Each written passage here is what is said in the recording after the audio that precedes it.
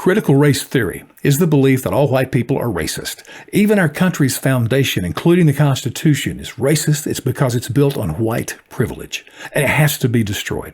At a minimum, everything has to be rewritten. To me, as a farm boy, this is utter pig slop, and it has to be stopped. You can't imagine how it's growing. When you hear the phrase diversity training, for instance, that's CRT. It's happening in our schools, government, organizations, even corporations, all around us. It has to be stopped. I would do it simply by engaging in conversations in a loving and a very nice way. It is a debate, but we need to have it head on with our friends who believe in this crap. One way to do that is to ask questions. A good one is the one I'm asking today. Why did the Africans not, develop this country? They were certainly capable. I mean, mankind had its birth in Africa and the Middle East. The first grand governing dynasties, the pharaohs and others, were in Africa. By the way, all those pyramids and the big buildings, wonderful, constructions, which were engineering marvels. And truly, technology was incredible thousands of years before Christ. But it was all built on the backs of slaves, just so you're clear of that.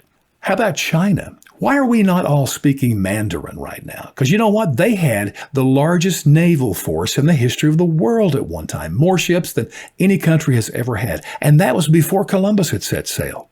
Why didn't they discover America? Because the political establishment at the time, they were a little concerned about the merchants that they'd be exploring the world and finding riches. And with that wealth, they would have more power.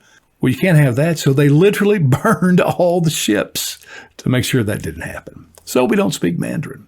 So that left it to 4 European countries, mainly the British, the Dutch, the Portuguese, and the Spanish, to come, discover, develop, and try to make something out of this thing that we call North America.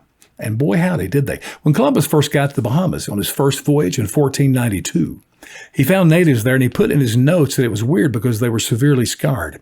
When they began to communicate with them, they found out that other natives from the mainland crossed over, warred with them, and tried to enslave them. So yeah, even the Indians in the Americas, they killed each other, they enslaved each other, they stole from each other. And here's the deal about that, the point I want to make. All this murder, enslavement, listen, this is not a cultural thing. This is a human nature thing. This happens because we all have a sinful nature, especially when you look at the wealth, the resources in the United States. Oh my goodness, you better believe people will kill, they will steal, they will enslave, whatever it takes to get that. That's just a fact. So when we look at this whole Western civilization thing, here's the good part. The bad part, yeah, slavery, murder, land theft, all of that happened. The good part, though, is that it brought democracy. It brought freedom. It brought the elevation of individual rights, private property. America was the first place you could take a little piece of land, put somebody's name on it, and that became theirs. I mean, that was the beginning of a true economic revolution that has taken place here. I wouldn't change any of that. So, yep, we have our negatives, but the positives are incredible. And so when somebody says to me, oh, Bill, you're against CRT because you just don't want to lose your white privilege. Wrong. I don't want to lose my home. I don't want to lose my private property, which is what would happen if the CRT freaks had their way.